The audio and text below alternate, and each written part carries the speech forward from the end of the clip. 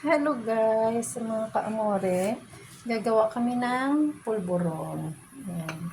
3 tablespoon of melted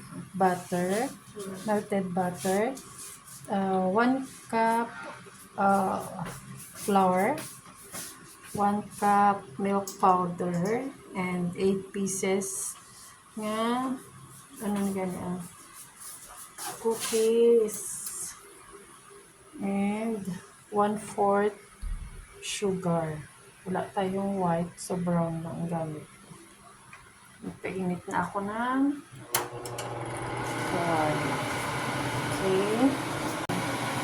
Lagay na natin yung flour. Hanggang sa medyo mag-brown siya. Ang kawali. Okay. Ang milk powder.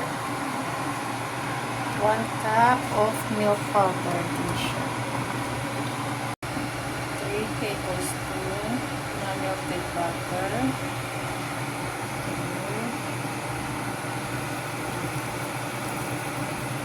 Okay. Sakto lang. Sakto. Cooking oil. Okay. Haluin.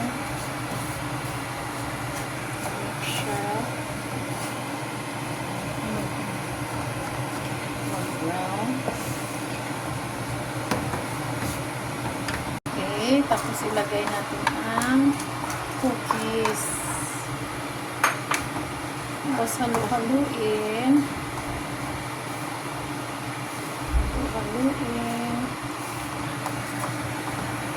Tuloy lang natin ang apoy. Hanggang sa maghalo-halo. Nilagyan na po natin ng sugar.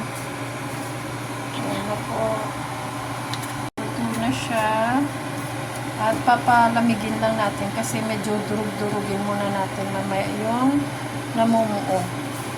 Luto na po ang ating pulburon.